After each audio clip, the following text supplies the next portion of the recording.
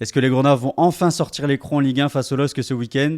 Bienvenue pour ce nouvel avant-match après le premier de la semaine dernière pour le TFC FC Metz avec notre ami de Mon Petit F. Bon, ça nous aura pas trop réussi pour la première défaite 4-0 face au Toulouse Football Club. Toujours zéro victoire au compteur en 8 journées. Ça commence à sentir mauvais pour les Grenats et toujours pas de victoire. Du mal à marquer des buts. Beaucoup de buts encaissés aussi au compteur. On va pouvoir faire le débrief, se projeter aussi surtout sur l'avant-match de ce week-end et ce match face au LOSC. Et pour m'accompagner, je vais vous mettre à l'écran notre ami Pierrick, supporter lillois et journaliste également. Salut Pierrick, comment tu vas? Salut, ça va et toi? Nickel. C'est Ouais, ça. malgré la défaite d'hier soir en Coupe d'Europe, ça va. On va essayer de corriger le tir dimanche. Malheureusement, on espère pour nous, on espère moins pour vous. On verra bien. Ouais, match spectaculaire, hein, match spectaculaire Exactement. et puis encore des buts. Donc ça, moi franchement, ça me rassure pas quand je vois que vous avez encore mis 3 buts hier. Je vois la largeur de l'effectif aussi. Mm. Je me dis que peu importe l'équipe qui sera alignée, ce sera compliqué pour le FCMS. C'est vrai que c'est un de nos points forts, j'ai l'impression, cette année. La profondeur d'effectif, c'est moins le collectif, dans le sens où même si on arrive à faire parfois de bons matchs collectifs, les joueurs sont pas encore totalement au point à 100%, c'est-à-dire qu'il y a toujours des petits réglages, notamment sur des joueurs offensifs qui font des bonnes choses, mais pas jusqu'au bout, etc. Donc pour l'instant, on n'est pas encore à 100%, je pense. Bon, si je t'ai invité, je l'ai dit, tu es journaliste, tu couvres l'actualité du LOS, alors je vais te laisser te présenter.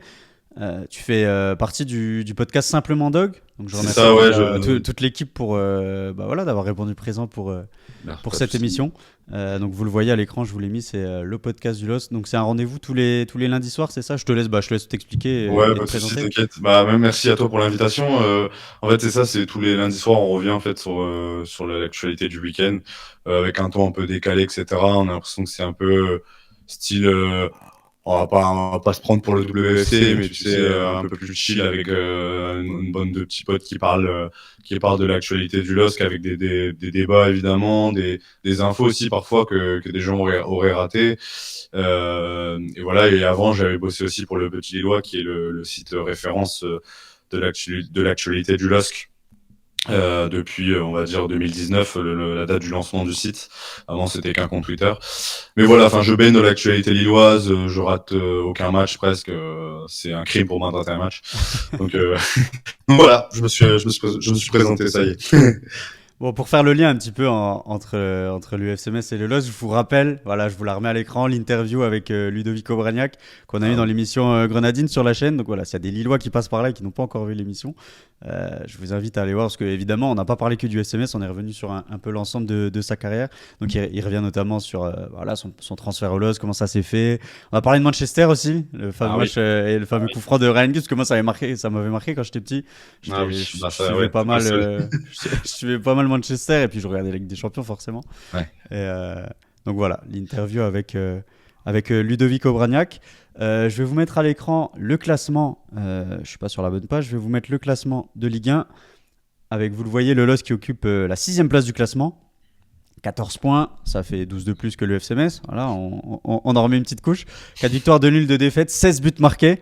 10 buts encaissés, on voit vraiment une nette différence avec ce qui se fait de notre côté. Voilà, 0 victoire, 5 buts marqués, je le disais en intro, au niveau du goal average, 5 buts marqués, 20 buts encaissés.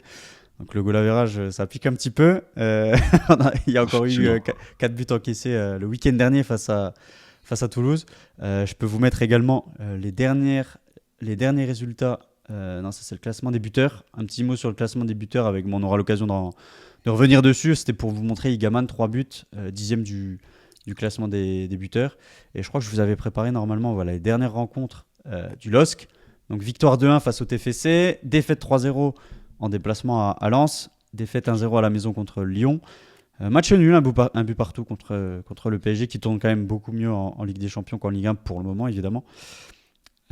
Et puis la dernière rencontre, cette victoire 2-0 sur la pelouse de Nantes. Comment tu résumerais un petit peu la forme actuelle du LOSC? On est un peu inconstant en fait, dans le sens où même si nos performances, je les trouve bonnes globalement. Enfin, par exemple là, si on reprend match par match, Toulouse, on est un peu. Je sens qu'on subit un peu je crois que c'est après un match de Coupe d'Europe, on subit un peu le contre-coup et derrière on va gagner au forceps. mais tu sens que ça apporte quelque chose d'aller gagner ce match 90 plus 8, etc. Mais dans le jeu, il y avait à revoir. À Lens, on commence très bien le match, je trouve. On fait jeu égal, voire on doit marquer en premier, puis on s'écroule derrière. Petit moment d'égarement. Contre Lyon, on est largement meilleur que Lyon dans le jeu. Mais voilà, le foot connaît ses hold-up et là, il s'en est un. Les Lyonnais pourront le dire également. Contre Paris, les gens avaient beaucoup de regrets, globalement. Les suiveurs lillois, même les spécialistes du foot émettaient beaucoup de regrets envers la prestation de Lille contre un Paris Saint-Germain pardon, assez jeune, etc.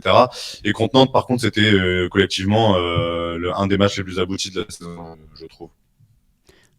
Alors, je vais remettre, avant qu'on parle aussi de l'effectif, parce que moi, vraiment, quand je regarde votre effectif, tu vois, je me dis, les postes sont quand même bien doublés, autant en quantité qu'en qualité. C'est ça. Je voulais qu'on revienne aussi, après cette série du LOSC, aussi sur les dernières confrontations entre Metz et Lille. Je sais pas si tu en as en tête, mais je vais les afficher. La dernière en date, c'est la victoire 2-0 en décembre 2023. Avec les 2 pénaltys de Chevalier qui l'arrêtent, je crois. Ouais, je crois que c'est ça, effectivement. Et puis sinon, il y avait aussi, encore une fois, la défaite pour Metz 2-1. Donc ça, c'était Et puis moi, surtout, celui dont je me souviens, c'était le 3-3. Le 3-3, c'est celui je pense, c'est celui qui dicte la saison du FC Metz cette saison-là, parce qu'on mène 3-1. Et puis derrière, il y a tout qui s'écroule. C'est pas la première journée, ça? Ouais, si. En fait, c'est première journée, on mène 3-1. Okay, ouais. Je suis au stade, je suis comme un dingue. Je me dis, waouh, on va pas rouler sur le championnat, mais. On va revivre de belles émotions, les gars. Mais je me dis, ah ouais, costaud, tu vois. Et puis derrière, tout qui s'écroule. En plus, derrière, on reprête Mikotadze. Ah, ça, j'avais pas compris. Parce que derrière. Je me souviens sur ce match-là, je regardais et c'est la saison d'après le titre pour nous. Et c'est la saison, on finit 10e d'ailleurs, et on commence du coup par Metz, etc. On voit que c'est compliqué, on dit, bon, c'est un peu le contre-coup, on comprend, etc. Et en face, il y avait une bonne équipe. Et Mikotadze, il fait une entrée, je crois, à la 80e, il me semble. Et il touche 3 ballons, et les 3 ballons, il les bonifie. Je me dis, mais lui, il est trop fort, quoi. Et je vois qu'il est reprêté à Serein derrière, je crois, il me semble. Ouais, bah en fait, quand il rentre, il perd. Tu sais, je sais pas si tu te rappelles, il y a une contre-attaque à la dernière seconde, à 3-2. C'est lui qui perd le ballon. Et en fait, il joue le face-à-face au lieu de. En gros, d'après l'entraîneur, c'était ça.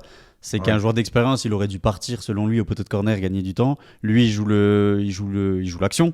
Je crois qu'il y a arrêt du gardien ou contre. Et derrière, contre-attaque, but. Après, il perd la balle dans la surface adverse. Enfin, tu vois, c'est pas ça. Il y a quand même 80 mètres à remonter, tu vois. Donc, je me souviens, j'avais quand même bien aimé son match à ce moment-là. Enfin, son entrée en tout cas. Il était rentré à la 80. Ah non, beaucoup plus tard que ça. 93e. Ouais.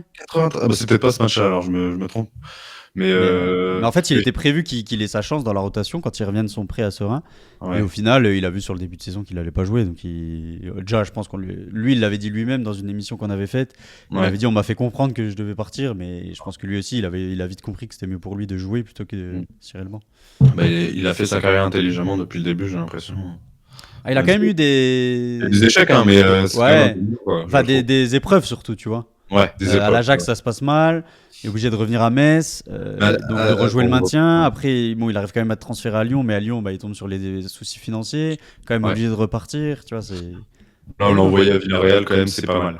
Oui. La Zumba il sauve son club, entre guillemets. Après, là, je vois, depuis le début de saison, il a joué le Real, l'Atlético, City. Je pense que ça va. C'est tout ce qui reviendra à Lyon un jour ou l'autre et il sera érigé en patron. Voilà. On l'espère. Moi, j'espère qu'il reviendra à Metz un jour quand même. Parce que, j'espère pour vous, ça serait parce que franchement, tu vois, si on fait le parallèle avec cette saison, nous, de notre côté, à l'époque, on avait peut-être une meilleure équipe quand il était là, il y a 2-3 ans. Mais lui, c'était vraiment le joueur, il pouvait se débrouiller tout seul. Tu vois, si aujourd'hui on avait un joueur comme ça nous sauverait. Je me souviens d'un Metz-Lens que j'avais commenté pour le Figaro. C'était extraordinaire de voir l'aisance qu'il avait. Il a marqué, gagné 2-1, je crois, à Metz. Et les 2 buts, il les fait tout seul. Ouais, je crois qu'il lobe Samba, non ? Piqué. Et le deuxième, je sais plus, il prend le ballon de peut-être des 30 mètres et il va tout seul, je crois, un truc dans le genre. Ouais. Mais je me dis, lui, ok. Ah, il était sur une belle série au moment-là, c'est quand il met aussi le piqué contre Lyon. Ouais, exactement. Ouais. Ah bah, tous les matchs là, je les ai faits, je peux te dire que je m'en souviens. La bonne période. Bah justement, encore une fois, le lien entre... Bon là, je vous mets un peu ceux qui sont annoncés blessés pour cette rencontre. Alexandro incertain, j'ai vu, je sais pas s'il va reprendre. Et surtout, là, on voit des anciens Messins, Ah notamment ouais. Marc-Aurèle Caillard, qui est passé Ouais. par le FC Metz. Et Arnaud Bodard qui sera là Et Arnaud normalement. Baudard, effectivement, là, je l'ai mis ici, l'effectif, avec les deux gardiens. Est-ce que tu as compris un petit peu, toi, son choix, Arnaud Baudard Bon, il y a ce refus de re-signer à Metz, notamment pour la proposition qu'on lui a faite, mais le fait de ne pas aller chercher un club en tant que numéro un. Bah, en fait, ça peut se comprendre dans le sens où j'ai l'impression qu'il a peut-être un peu plus d'ambition qu'il le laisse, qu'il le montre et que comme il y avait une situation de flou, bon, en fait, à l'époque où il arrive vraiment pour être numéro 2, c'est clair dans sa tête, etc. Et donc, il s'est dit, c'est bien d'arriver dans un club avec une stature européenne, etc. pour prendre de l'expérience et je jouerai peut-être plus tard. Je l'ai compris comme ça, moi, de dire je vais encadrer un gars, etc. Et je sais que Lille, il aura sa chance. C'est-à-dire que déjà, il a joué un match. Bon, ok, c'était pour remplacer Berklauser, mais il aura sa chance en Coupe de France, au moins. Parce que l'année dernière, Bruno Genesio avait fait jouer Manonnet en Coupe de France. Et c'est ça à Lille depuis quelques saisons. C'est-à-dire il pourra jouer ses matchs. Il va pas faire 0 match. Et là, en plus, je trouve que avec le gardien actuel, Bonquet sort 4 penalty, mais il peut aussi, enfin, en tout cas, il est mieux loti que si Chevalier était resté, dans le sens où si Chevalier était resté, là, il y avait aucun doute que Chevalier serait numéro 1, qu'il y aurait même pas, même s'il ira 2-3 matchs, il reste. Là, tu vois, si notre gardien actuel Auxerre s'embourbe un peu, je pense que Bodard peut jouer. Pour moi, c'est un gardien fiable. Après, je pense que vous, Messin, vous connaissez mieux que moi, mais j'ai l'impression que c'est un gardien fiable. Son choix, ouais, c'est compliqué, je pense, à comprendre pour les supporters messins à ce niveau-là, parce que c'est vrai que chez vous, serez titulaire et il aurait fait, je pense, une bonne saison cette saison. Ouais, bah après, les retours qu'il y avait eu, c'était notamment sorti du côté de chez Culture Gona, qui avait expliqué que c'était la proposition faite par la direction qui avait été un petit peu dérisoire par rapport au statut qu'il avait. Parce que même à un moment, il y avait la Roma qui était dessus. Bon, en tout Ouais, cas, il se retrouve numéro 2 à Lille. Effectivement, comme tu dis, c'est pas derrière Chevalier. Je pense que c'est aussi pour ça qu'il y allait, parce qu'il s'est dit qu'il y avait un coup à jouer. Bah, d'ailleurs, on va y venir sur les départs et les arrivées. Donc là, on voit les. Je vous affiche la fenêtre. On voit les principales arrivées, principaux départs. Évidemment, Jonathan David, Lucas Chevalier, Bafodé Diakité du côté de Bournemouth, Jonathan David du côté de la Juve, Chevalier du côté de Paris, Zegrova du côté de la Juve également, Angel Gomez parti à Lille. Et puis les principales arrivées, Félix Correa, moi que je connaissais un petit peu, passé par la Juve aussi également. Berkehauser, t'en as parlé, le gardien. Romain Perrault aussi, c'est pas mal, au poste d'arrière gauche en province du Betis. Puis évidemment, Hamza Igaman devant. Ouais, le Ronaldo marocain. Le R9, Le R9 marocain. R9 marocain. Le but qu'il met encore hier, c'est n'importe quoi. Ce mec, en fait, il est tellement imprévisible. En fait, c'est tellement bien pour nous, mais pour les adversaires, c'est-à-dire que tu peux mettre un plan tactique, etc. J'ai l'impression qu'il a tellement son truc de, on sait pas ce qu'il va faire, qu'il est capable de tromper n'importe qui. C'est-à-dire que ce soit les meilleures défenses du monde et que ce soit la défense la plus solide, tu vois. C'est trop bizarre. Et il fait quand même un début de saison qui est pas si clinquant que ça en termes de positionnement. Tu sens qu'il est pas prêt à 100% non plus. Donc c'est intéressant ce joueur. Et comment tu définirais enfin, comment tu jugerais surtout le mercato du LOSC? Très intelligent. Après, comme je le disais dans le podcast qu'on a fait à ce moment-là, on peut juger qu'un mercato à la fin, tu vois, à la fin de la saison. Mais je le trouvais assez intelligent dans le sens où on a doublé tous les postes avec de la qualité. Et du coup, en fait, on a une attaque avec un mec qui connaît bien le duel physique, un mec qui a l'habitude de marquer des buts de raccro et qui est adoubé en France, Olivier Giroud. Derrière, tu prends un petit prospect qui est un peu feu follet, qui tête baissée, etc., mais qui a de l'or dans les pieds. Sur les côtés, t'as du nombre, t'as du joueur, t'as Sahraoui, t'as Félix Correa. Et même au milieu, on a pas recruté au milieu parce qu'en fait, il y a tout, il y a ce qu'il faut au milieu. Et en plus, si tu arrives à avoir des joueurs comme Ethan Mbappé qui était là l'année dernière, mais qui fait sa deuxième saison et qui commence à se révéler, etc. J'ai l'impression que tout ce qui est fait depuis 2-3 ans, enfin même plus longtemps à Lille, est fait avec une bonne intelligence quand même en termes de joueurs. C'est-à-dire que, par exemple, si on prend le cas Hugo Ragoubert, qui a joué hier ses premières minutes titulaires, il est prêté au Mans il y a 2 saisons, il est prêté à Dunkerque, donc en national d'abord, puis en Ligue 2. Et là, il revient, il intègre la rotation. Et l'année prochaine, c'est ça, c'est des cycles à Lille. Il y a des mecs qui on n'attend presque plus ou qui ont eu peu de temps de jeu sur les saisons précédentes et qui arrivent sur la saison et qui se révèlent et qui peaufinent l'effectif. Dans le sens où moi, je trouve que dans tous les cas, l'effectif est meilleur que l'année dernière. Moi, c'est vrai que Hugo Ragoubert, j'avais bien aimé quand il était venu jouer avec Dunkerque contre Metz. Il m'avait quand même pas mal tapé dans l'œil. Et le style de jeu donc du LOSC, à quoi on doit s'attendre quand on est l'UFC Metz et qu'on se déplace sur la pelouse du LOSC? Aussi bien, il y a plusieurs facteurs à prendre en compte. Après la Coupe d'Europe, et puis le fait de jouer un mal classé qui joue sa peau, quoi. Je pense qu'on doit s'attendre à une équipe peut-être revancharde par rapport à la Coupe d'Europe, dans le sens où je parle pas forcément de style de jeu là, j'y reviendrai après, mais dans le combat et l'envie, je pense que si Lille avait gagné hier, je pense que Lille aurait peut-être été un peu plus suffisant ce week-end. Mais là, hier soir, il y a une belle claque. Genesio a même reconnu en conférence de presse que, entre guillemets, c'était de sa faute, ce qui s'est passé hier. C'est-à-dire que ceux qui n'ont pas suivi, Lille a perdu 4-3 contre le PAOK Salonique en Coupe d'Europe, en perdant 3-0 à la mi-temps. Donc voilà, il y avait des choses à changer. Mais sur le style de jeu, plus globalement, je dirais que Metz doit s'attendre à une équipe qui va tenter de la déséquilibrer avec je dirais soit un Benjamin André qui vient en troisième défenseur pour avoir le ballon. Ça, c'est ce qu'on a vu beaucoup sur Fonseca, et là on l'a vu hier ou 2-3 fois depuis le début de la saison, ou un latéral qui rentre aussi pour aller chercher le ballon, c'est-à-dire un Thiago Santos ou un Romain Perrault qui colle pas trop sa ligne, mais qui va un peu renforcer l'axe pour justement trouver des relais faciles et ensuite distribuer sur les côtés avec Fernand Espardo ou encore que ce soit Correa sur le côté, son pendant. Mais tu parlais de facteurs, je pense qu'il y a un facteur important aussi, c'est je pense que Metz va aussi vouloir fermer les espaces. Donc ça va être du, on va dire du, je m'attends à pas une attaque défense, mais une sorte de, Lille va avoir le ballon, mais Metz va réussir à, enfin c'est l'équipe qui peut réussir à bloquer Lille avec entre guillemets en fermant bien les espaces. C'est ce qui peut nous causer du tort, c'est-à-dire que Toulouse l'avait bien fait. On n'avait pas eu d'occasion, etc. Et puis on n'avait pas eu de chance sur ce match-là, donc je pense que si Metz ferme bien les espaces et coulisse bien, je pense qu'ils peuvent nous gêner parce que nous, on a besoin d'espace pour jouer. Et par rapport à l'attaque, alors, ça alterne pas mal entre Giroud et Igaman. C'est à peu près le même nombre de matchs en championnat, 7 pour l'un, 6 pour l'autre, 3 matchs chacun en Europa League.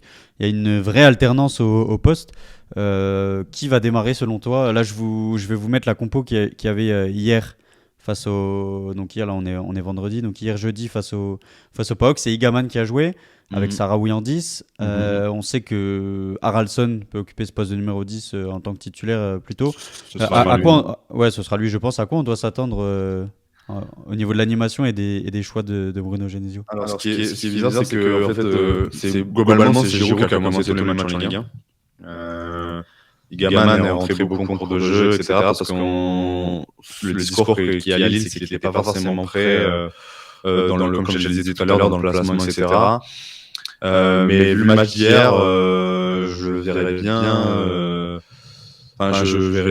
verrais d'un bon œil qui poursuivent, mais pour le style de jeu, je mets plutôt Giroud devant. Parce que Giroud, c'est quelqu'un qui est capable d'embêter les défenses avec son physique, etc. Et ça lui permet aussi de fatiguer les défenses. Et derrière, Igaman, il rentre, et on l'a vu contre Nantes, il se joue de la défense un peu plus facilement. Et c'est ce que Lille a besoin, globalement. Pourquoi pas aussi faire enchaîner Igaman dans le sens où il vient de mettre un doublé, etc. Et qu'un joueur en confiance, ça sait bien ce que ça donne. Surtout que, comme je le disais tout à l'heure, Igaman est capable de tenter une frappe de 35 mètres et de la mettre en lucarne sans comprendre pourquoi il a tiré, pourquoi il le voulait, etc. Mais c'est son style de jeu, c'est un joueur d'instinct. Mais je pencherais plus quand même pour la titularisation de Giroud avec une entrée rapide de Igaman en deuxième période. quand même. Surtout que si tu me dis que la clé, c'est quand même de fermer les espaces, je m'attends quand même à un bloc bas du côté de Metz. Donc je pense que Giroud, ça peut quand même être l'option privilégiée. J'avais également préparé la compo. Ça va faire la mise à jour. La compo contre Nantes. Et là, c'était Giroud qui avait joué avec Haraldson. Je pense que ça va être plutôt ça ce week-end. Ouais, j'ai un doute sur Correa parce qu'il a commencé, mais il est sorti vite hier. Donc je pense qu'il va. J'ai un doute, mais je pense qu'il va quand même commencer.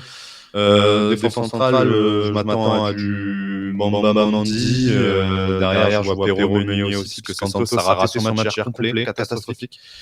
C'est un très très bon joueur. Et par contre, au milieu de terrain, un petit doute entre Bentaleb, Boadi et André. Voilà, à voir un peu comment ça va se goupiller. Mais offensivement, en tout cas, je me tâterais à mettre Sahraoui à la place de Fernandez Pardo, simplement en termes d'espace. Fernandez Pardo a besoin d'espace, même si la comme dirait beaucoup, il a un V12 dans la cuisse, donc il est capable de faire des différences, même sur très très peu d'espace. Mais je mettrais plus Sahraoui qui est plus à l'aise dans les petits espaces quand même, en termes de technicité avec le ballon. Et Thiago Santos, comment t'expliques qu'il soit pas encore revenu? C'est dû à sa blessure qu'on a du mal à le retrouver à son meilleur niveau? C'est normal. C'est normal dans le sens où le mec s'est fait les croisés il y a un an. Il a mis un an à revenir. Il fait 2-3 bons matchs assez bons, voire neutres. Donc pas extraordinaire, mais c'est normal qu'il rate certains matchs et qu'il soit parfois aussi qu'il ait des pépins. Là, il avait eu un pépin sur le match de Nantes. Donc il est revenu, mais il a fait un match dans le couloir droit hier catastrophique. Dans le sens où il a les 3 buts viennent du côté droit ou d'une de ses erreurs. Et au niveau des passes, à chaque fois, il s'entendait pas avec Correa. En fait, il s'entendait pas du tout avec Correa. Le ballon soit sorti en touche, soit il avait des difficultés même avec Gaman à se comprendre, etc. Même Gaman, à un moment, il engueule. Alors qu'il est arrivé, quoi. Pourtant, avec Correa, elle parle la même langue. C'est ça. C'est surprenant quand même. Mais c'est un peu surprenant, mais moi je me dis que c'est qu'un match et qu'il y en aura quelques-uns comme ça cette saison. Et que je pense qu'il va pas enchaîner. Je pense que Meunier est sur une meilleure pente, actuellement, qu'il a commencé dimanche et qu'il est bon. Donc je préférerais voir Meunier, mais que Santos n'a pas dit son dernier mot. Et justement, c'est que t'as un Santos qui se blesse, t'as Meunier qui rentre et qui est bon, et inversement, à un moment donné, Meunier sera moins bon et Santos va être bon. Je pense. Sera se montrer à ce moment-là, je l'espère. Et c'est un très très bon joueur, c'est un des meilleurs latéral du Ligue 1. Je pense. Donc c'est un peu une anomalie, mais ça va revenir dans l'ordre, j'en suis sûr. Donc plutôt Sahraoui à gauche, Haraldson en 10, Correa à droite et puis Giroud devant selon toi. Ouais, c'est ce que moi j'estime après la compo probable globalement. Je pense qu'il devrait peut-être mettre Mathias, mais il a mis jeudi, donc c'est un peu compliqué là. On en parlait hier avec le gérant du Lillois justement sur les compos probables, etc. C'était un peu compliqué en Coupe d'Europe déjà de gérer. En Ligue 1, c'est un peu plus simple.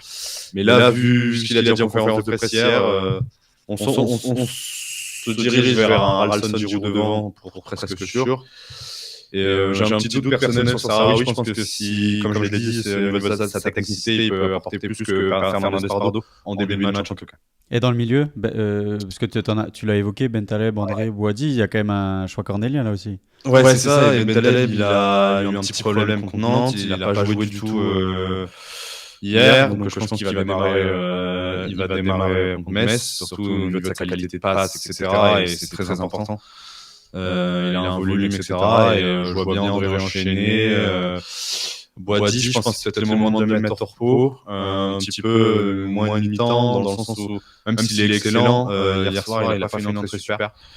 Il a beaucoup joué ces derniers temps, et même s'il est jeune, etc., il y aura des facilités de récupération. Mais Bentaleb André, ça peut être pas mal sur ce match-là. Je partirai sur ça. Et si l'un des deux doit être sorti, ce sera Boadi à la place, quoi. Ok. Je vois pas Mokao rentrer dans le 11 dimanche. Bon, et côté Messin alors, comment est perçu le FC Metz du côté de Lille? Comment on perçoit Metz en général? Comment on le perçoit surtout cette saison? Ouais. Beaucoup pourraient dire que c'est un adversaire qui semble faiblard et que les 3 points sont presque acquis.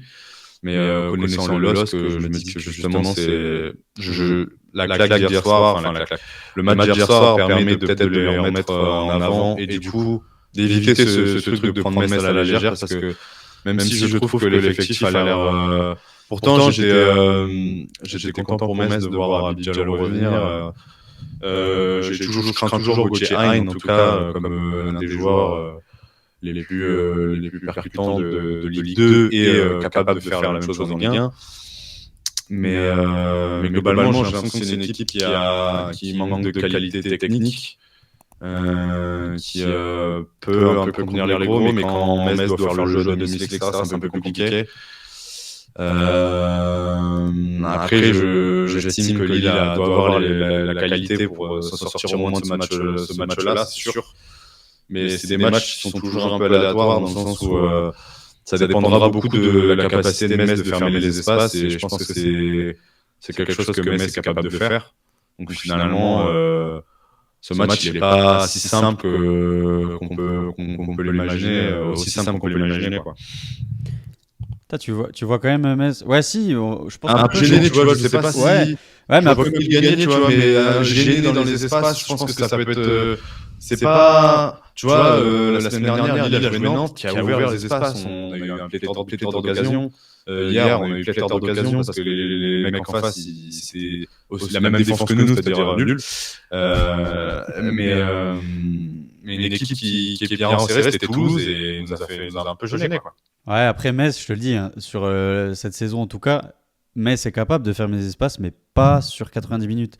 Il y a toujours un moment où ça lâche, notamment le problème qu'il y a cette saison, c'est que dès qu'il y a des changements, le niveau de l'équipe, il baisse et derrière, tu as pas une désorganisation, mais tu perds en qualité, ce qui fait que tu t'effrites. Tu vois, le match contre Monaco, c'est le plus parlant parce qu'il y a match nul à 10 minutes de la fin et en fait, les changements t'empêchent de tenir ce match au bout. Et il y a plein d'exemples comme ça. Il y a le match de Strasbourg où tu le perds à la fin, il y a le match du Paris FC, il y a contre Angers aussi où tu lâches des points en cours de route.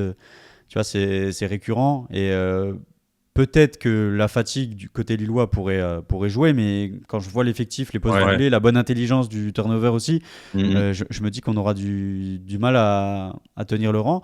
Après, pourquoi pas. Alors, quel FC Metz on va retrouver? Ça, c'est aussi la grande question. Je nous ai préparé un petit extrait parce que la question a été posée à Stéphane Le Mignon aujourd'hui en conférence de presse. Et puis après, je vous mettrai aussi la compo probable que je vous ai préparée. On va écouter juste l'extrait de Stéphane Le Mignon sur est-ce qu'il envisage de modifier sa façon de jouer. Parce qu'il y a aussi un article qui est sorti cette semaine dans la presse du côté de Moselle TV avec Frédéric Carpinon qui déclarait que voilà, l'entraîneur n'était pas forcément sur la sellette, mais qu'il lui avait été demandé de changer des choses. Et on sait que pour le moment, on évolue quand même globalement dans un 5-3-2. Est-ce qu'on va rester à 5 ? Parce qu'on va le voir après, il y a des absents, notamment Fodé Ballo-Touré au poste de piston gauche. Donc on devrait voir peut-être un changement de système. On écoute Stéphane Le Mignon. On essaie de creuser toutes les options pour améliorer les résultats. Alors aujourd'hui, il faut savoir que quasiment la totalité des équipes sont avec des schémas défensifs offensifs qui sont différents. C'est naturel, c'est une évolution du football où on ne joue pas de la même manière quand on défend quand on attaque. Après, c'est des fois très visible, des fois c'est un peu moins visible. Ensuite, de revenir à des bases, évidemment que pour se rassurer, on a tendance à dire des fois il faut revenir à des bases. Mais les bases, le football, il évolue. C'est comme la vie, c'est dynamique. Je pense qu'on en a déjà peut-être évoqué un petit peu. Donc, on ne peut pas de dire, tiens, il y a 3 ans, il y a 2 ans, on a fait comme ça, il faut être comme ça. Non, ça évolue. Ça évolue tout le temps. Il faut être... voilà, Lille qui a joué hier, elle a joué contre une équipe qui était avec une formation de départ quand elle joue avec le ballon, sans ballon, etc. Il y a plein de mouvements, il y a plein de choses à maîtriser. Et les garanties qu'on avait d'il y a quelques temps ne sont plus les mêmes aujourd'hui. Donc, évidemment qu'on peut dire, on va jouer défensif. Maintenant, il faut aussi s'adapter au profil de joueur qu'on a. Si on joue défensif, par exemple, je vous donne un exemple, si on joue défensif et très bas, on peut penser qu'un joueur comme Habib Diallo, qui a besoin d'être dans la surface, la surface, elle est de plus en plus loin, plus on défend en bas. Donc, il y a tout ça à trouver un équilibre avec l'effectif qu'on a. Donc, il faut trouver la meilleure formule avec un effectif qui est là, qui est constitué, les absences d'un week-end, etc. De revenir des bases... Oui, j'aimerais bien qu'on revienne à des choses peut-être plus simples. C'est peut-être ce qu'on va penser par rapport aux échanges qu'on a eus avec les dirigeants, avec les joueurs notamment. C'est intéressant ce qu'il dit l'entraîneur Stéphane Luminant. C'est aussi ce qui est un peu réclamé du côté des observateurs, même des anciens joueurs notamment. J'ai encore entendu cette semaine, c'était Stéphane Borbiconi qui disait en début de semaine du côté du Grau Lima qu'il fallait revenir justement à des choses plus simples. Parce que là on parle de bloc bas, mais on sait que Metz aime ressortir dans son camp, dans sa propre surface même par moment. Et on a encaissé pas mal de buts cette saison comme ça sur des risques, des erreurs, des pertes de balles, notamment contre Toulouse, la perte de balles de Boubacar Traoré dans notre moitié de terrain et près de notre surface. Alors est-ce qu'il va repartir sur un 4-3-3 ? Il a aussi évoqué le positionnement de Diallo. Si on joue bas contre Lille, Diallo on l'exploite pas au maximum. Je sais pas toi à quoi tu t'attends en termes de compo. Moi je vais te montrer ce que j'ai préparé. Si je trouve la compo, elle est ici. Voilà, je vous l'ai mise. J'ai préparé un 4-3-3. Alors je vais vous expliquer un petit peu les choix. Fischer dans les buts, Terry Egbe, Gbamin, effectivement avec la suspension de Sadibou Sané. Pour moi on va repasser à 4 et notamment aussi la blessure de Fodé Ballo-Touré à l'entraînement, blessé aux ischio-jambiers. Pour moi c'est Alpha Touré qui va jouer à gauche. Kofi Kouaou à droite. Alors après l'autre option, j'aurais pu la mettre, c'est rester sur le système à 5 avec Titashvili que j'ai positionné au poste d'ailier droit, qui pourrait jouer piston gauche, mais ça impliquerait de titulariser Maxime Collin au poste de défenseur central dans la défense à 3. Et c'est un joueur qui n'a pas joué depuis quelques matchs, ça serait encore un petit peu du bricolage. Donc moi je pars du principe qu'on va peut-être revenir à des bases plus simples avec un 4-3-3 classique des familles. Et par contre, l'autre interrogation, c'est dans le milieu. Donc, comme je te le disais, Bouba Traoré, il est incertain parce qu'il était dans un état grippal depuis le début de la semaine. Donc, tu vois, ce sera soit Bouba Traoré, soit Jesse Deminguet dans le milieu avec Gauthier Hein. Et moi, je mise beaucoup aussi sur le retour de Benjamin Stambouli dans le milieu que j'ai positionné là, au poste de numéro 6. On a vu que depuis qu'il est absent, ça tourne beaucoup moins bien. Et je pense que lui, il apporte aussi cette expérience et cet équilibre au milieu. Et puis devant, pour moi, tu vois, l'entraîneur messin parle d'amener de la présence devant avec Diallo, et je trouve qu'on est globalement beaucoup trop dans un dispositif de il y a Gauthier Hein et Diallo devant avec Sabali et c'est un peu débrouillez-vous, tu vois, et essayer de faire quelque chose. Et je pense que c'est devenu beaucoup trop compliqué pour exister dans ce championnat, donc peut-être amener un Titashvili en plus, tout en gardant un certain équilibre, mais je te cache pas que là c'est vraiment une compo un petit peu offensive et je sais pas si c'est ce qu'on verra ce week-end. Après, moi dans le niveau tu disais de relancer un peu de son coin, etc. C'est quelque chose qui nous peut nous aller justement parce que au niveau du pressing qu'on peut infliger aux adversaires, c'est quelque chose qui pourrait vous mettre en danger si jamais vous faites trop souvent et si la qualité technique n'est pas au rendez-vous, quoi, parce que si justement il décide de mettre Mathias Fernandez Pardo, Giroud va sans doute aller faire le premier pressing sur le gardien et derrière Fernandez Pardo va faire la deuxième course pour aller chercher le défenseur qui aura le ballon. Et là, faudra réussir à sortir parce que derrière, tu auras Alston qui va faire la troisième lame. Et c'est comme ça qu'on marque contre Nantes, en fait, justement, sur un pressing comme ça. Donc, si jamais il faudra que Metz fasse attention à ça, pour aller faire un résultat, je pense que ce sera important parce que si on a des grosses difficultés à être efficace sur les pressings, globalement, quand on récupère le ballon, souvent, derrière, ça fait des mouches, quoi. Moi, je te le dis, je pense que les clubs ont compris comment évolue l'UFC Metz cette saison. Et tu vois, Toulouse l'a parfaitement bien fait. Ouais. Ils sont venus nous chercher, en fait. Ils sont venus chercher la défense au pressing, sur les relances. Ils sont venus presser à 4-5 joueurs. Et globalement, c'est ce qui se répète semaine après semaine. Les erreurs qu'on commet globalement, c'est celle-là. Et je pense que tu peux plus jouer comme ça quand tu es à 0 victoire en 8 matchs, que tu as pris que 2 points. À un moment donné, il faut se rassurer et il faut changer. Enfin, tu me dis que ça vous va bien si le FC Metz évolue comme ça ce week-end. Ça me fait déjà peur. Tu vois, je me dis, vous allez venir nous chercher à 4-5 joueurs dans nos 30 mètres. C'est notre type de jeu, même contre Paris, Lyon, peu importe. C'est ce pressing-là, souvent un pressing bien huilé, un pressing souvent très peu seul. C'est-à-dire que sur une zone de terrain, on va réussir à quadriller le fait et même hier dans une sorte de match un peu marasme, on a réussi à avoir des 2-3 séquences de pressing où on a su récupérer le ballon avec un long ballon qui revenait sur André. Derrière, t'as le ballon dans le rond central, t'as personne autour de toi et André après. Là, notre problème, c'est de renclencher derrière quand t'as récupéré le ballon dans ton central. Dans le rond central, et derrière d'enclencher une action qui soit assez rapide, etc. Ça, c'est ce qui nous manque. Mais sur le pressing, ouais, petit bémol, Metz fait les mêmes choses que contre Toulouse, effectivement. Ah, surtout que, enfin, pour moi, tu peux pas jouer comme ça quand t'es pas en confiance, tu vois. Tu fais pas les bons contrôles, tu fais pas les bons gestes, les bons choix. T'es forcément moins performant dans ce dispositif-là, enfin, dans cette façon de jouer, tu vois. Ça se sent dans les sorties de balles. L'Europe qui fatigue, j'avais noté, pour finir, on en a un petit peu parlé déjà au niveau de l'effectif. Je pense que Lille saura s'adapter dimanche. Je t'ai préparé un petit quiz pour finir tranquillement, et puis après tu me donneras ton prono. Alors par contre, je vais pas faire la même boulette que la semaine dernière. J'avais affiché l'équipe. Enfin, j'avais affiché les réponses du quiz. Donc là, normalement, tu ne l'auras pas. Mais après, normalement, c'est un petit indice avec le début de l'émission. Je l'avais affiché en tout début d'émission. J'aimerais que tu me ressortes la compo lilloise du dernier match entre Lille et Metz. Donc c'était en 2023. C'était le 3 décembre 2023. Donc c'est le 2-0. C'est ça. Ok. Bon, je suis Lucas Chevalier dans les buts, ça j'en suis sûr. Ouais. Qui sort de penalty. Donc tu m'as dit 2023. 2023, c'est la première saison ou deuxième de Fonseca, je sais plus. C'est la deuxième saison de Fonseca. C'est la saison de Fonseca, donc je pense qu'il y a 2023, je sais pas s'il y a José Fonté. Non, il est plus là. Il est plus là, putain.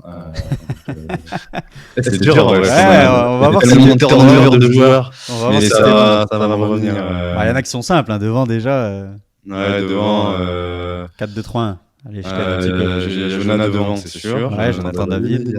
Jaredon à droite. Ouais, Zegrova, ouais, pardon. À gauche, Bamba. T'es parti. T'es parti, ouais. Du côté du Celta Vigo à l'époque. Moi, j'ai les compos d'avant. Ouais, mais si tu veux, je te fais le quiz de l'année d'avant. Attends, moi, faut que je me rappelle par rapport au maillot. 10 capitaines. Milieu gauche.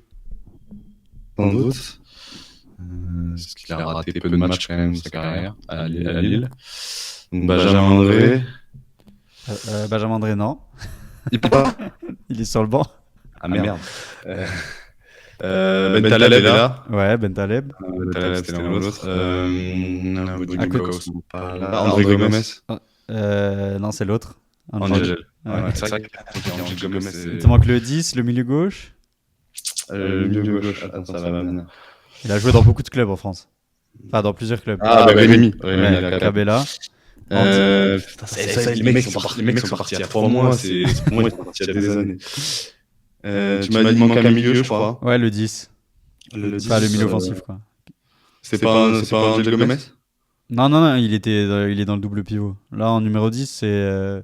Ah oui, Bentaleb, Angel Gomez. En numéro 10, c'est Haraldson. Non, il était sur le banc.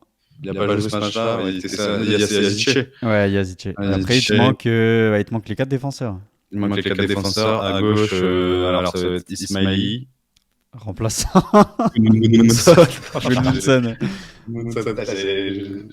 C'est un match, je me souviens, j'ai regardé dans la voiture en 30 millions, je t'avoue. Je me souviens de ce match-là. En défense centrale, il y en a un qui est dans un grand club et l'autre, il est incertain pour ce week-end. Là, c'est Alexandro et l'autre, c'est... Qui est parti? Fodé, ouais. Non, pas dans le grand club. Bournemouth, on va se calmer quand même. Attends, grand club. Attends. Mec, c'est facile. Attends, parce qu'en fait, moi, je pense à tellement de mecs, là. Quand tu me dis grand, je pense à Gabriel, je pense à... Angleterre. Après, je peux te donner la réponse si tu veux, mais... Non, ne donne pas la réponse. Ah bah oui, il est Niro. Ouais, merci. Et l'arrière droit, on en a parlé. L'arrière droit, c'est Meunier. Non, il est pas là. C'est trop de fou. C'est un fiasco.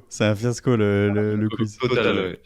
Après, tu m'as sorti quand même des remplaçants et tout, donc tu connais quand même l'effectif. Oh non, mais c'est pas une question de connaître pas les joueurs. Je peux te sortir les mecs de la réserve, pas de problème. Mais c'est juste sur le match là, la compo 2023, tout ce qui a changé, etc.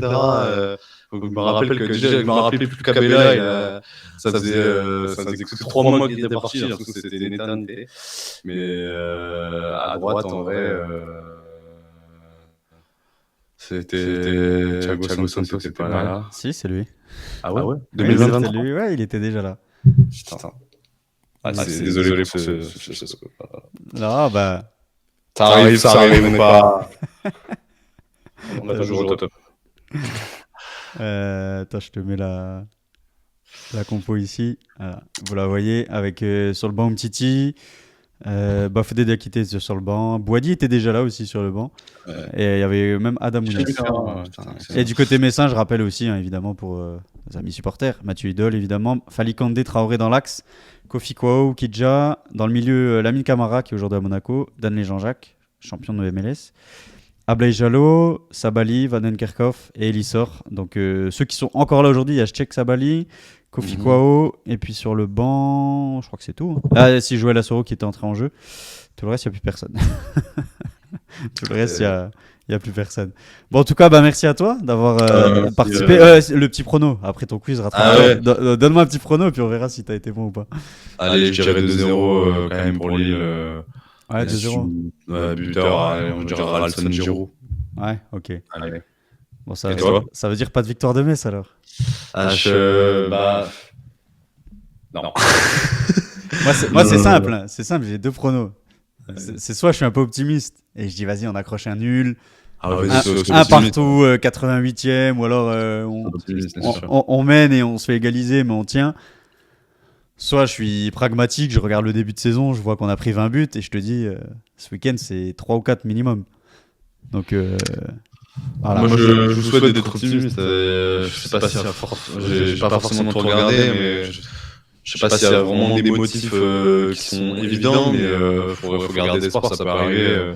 D'un coup, un changement un déclic. Ouais, un déclic. Après, au niveau du classement, on n'est pas décroché, on n'est qu'à 4 points, il me semble. Mais juste ce qui n'est pas rassurant, c'est qu'on prend beaucoup de buts. Encore 4 contre Toulouse. Même le Paris FC, t'en mets 2, t'en prends 3. C'est ce qui me fait dire que, tu vois, même Monaco, t'en prends 5. C'est ce qui me fait dire que si Lille enclenche la machine, ça peut faire... Faut pas prendre un but trop vite, quoi. Ouais, c'est clair. Un peu comme Toulouse où on s'est tué d'entrée, quoi. Ouais. Donc voilà, j'espère que, en tout cas, que je vais me tromper sur le prono. J'espère que tu vas te tromper sur le prono et qu'on verra au moins un match nul du FC Metz. J'espère pour vous, que pour vous, pas pour nous, mais ça serait, je pense que ça serait à vous si jamais c'est le cas, quoi. Ça marche. Mais j'ai une question pour vous. Est-ce que c'est préférable de voir ce genre de saison en Ligue 1 ou de kiffer un peu en Ligue 2, de jouer à la montée, de gagner des matchs, de voir du foot un peu? Ah, c'est l'éternel débat. Hein. Est-ce qu'on n'est pas mieux en Ligue 2 à avoir des victoires et à être heureux en sortant du stade? Il y en a qui préfèrent. Après, si la stratégie peut-être globale était meilleure et nous permettait de nous stabiliser en Ligue 1, je pense que les gens préféraient jouer la 14e place en Ligue 1 que gagner 3 victoires par mois en Ligue 2, parce que les déplacements sont plus sympas, les adversaires sont plus sympas, le stade est plus rempli, même si globalement l'affluence est très bonne en Ligue 2. Ouais. Après, on voit que c'est un autre débat, on va pas refaire le monde maintenant, mais voilà, saison après saison, on fait les mêmes erreurs à chaque fois qu'on remonte, quoi. C'est un peu ce qui est dommageable, et c'est pour ça qu'il y a une certaine lassitude aussi cette saison, quand tu vois, saison après saison, au bout d'un moment, ça commence à faire beaucoup, mais on est toujours là, tu vois, on crée du contenu, on va au stade et on continue de garder espoir, comme tu dis, même si c'est difficile. En tout cas, on espère voir du changement dès ce week-end contre vous. On espère. En tout cas, merci à toi d'avoir participé. Je vous remets un petit peu, s'il y a des Lillois qui passent par là et qui connaissent pas Simplement Dog, le podcast du LOSC. Je vous rappelle que l'émission avec Ludo Bragnac de notre côté Grenadine est toujours dispo également sur la chaîne YouTube. Je vous invite à vous abonner si ce n'est pas déjà fait, à laisser un petit pouce, un commentaire pour donner de la force et à partager à tous ceux qui connaissent autour de vous. Merci à toi, Pierrick, d'avoir participé, de nous avoir un peu éclairé sur la situation du LOSC cette saison pour y voir plus clair et sur la physionomie qui nous attend ce dimanche.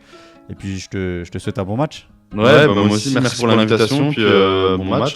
J'espère que ça, si c'est pas dimanche, que ça va remonter un peu, quoi. Allez, ça marche. À la prochaine sur la chaîne. Ciao. Ciao.